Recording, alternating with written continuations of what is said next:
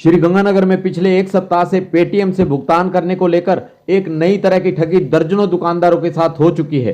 ठगी करने वाले दुकान से सामान खरीदने के बाद पेटीएम से क्यूआर कोड स्कैन करके मोबाइल स्क्रीन पर भुगतान हो जाने का मैसेज दिखाकर वहां से 9211 हो जाते हैं। अभी तक वह ऐसे दुकानदारों को अपनी ठगी का शिकार बना रहे थे जहां सीसीटीवी कैमरे नहीं लगे होते थे और जहां भीड़ भाड़ अधिक होती थी। लेकिन अब वे एक ऐसी दुकान से सामान लेकर पेटीएम से भुगतान का मैसेज दिखाकर चले गए जहां सीसीटीवी कैमरे लगे हुए थे। ट्रक यूनियन पुलिया से उदाराम चौक वाली सड़क पर स्थित दुकान बेस्ट वन वैरायटी स्टोर पर शनिवार दोपहर 2 बजे 3 जने मोटरसाइकिल पर आए और एक ने दुकान पर आकर सिगरेट का पैकेट मांगा। दुकानदार ने सिगरेट नहीं होने का कहा तो एक बारगी वह दुकान से नीचे चला गया।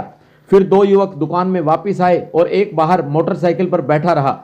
इन्होंने दुकान मालिक नवीन सिडाना से देसी घी मांगा और 2 डिब्बे लेने के बाद 800 रुपए का भुगतान पेटीएम से करने को कहा और क्यूआर कोड स्कैन किया। उस समय दुकान पर 1-2 ग्राहक और भी थे।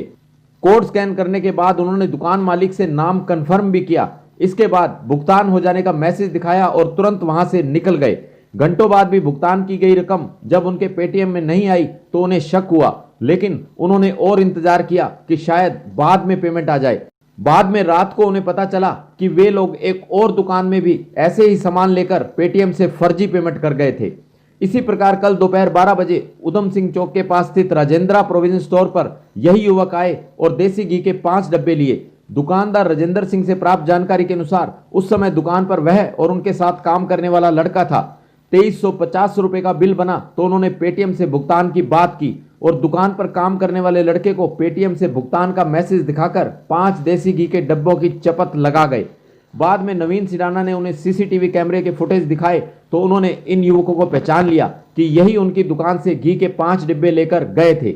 यह भी हो सकता है कि इससे पूर्व शिव चौक पर पान की दुकान, चौधरी मिष्ठान भंडार, अंबे मिष्ठान भंडार आदि पर भी इसी प्रकार पेटीएम से भुगतान का मैसेज दिखाकर सामान ले जाने वाले ठग यही हों। वैसे इस तरह की ठगी की अभी तक किसी ने पुलिस में शिकायत नहीं की है, जबकि उन्हें ऐसा करना चाहिए था।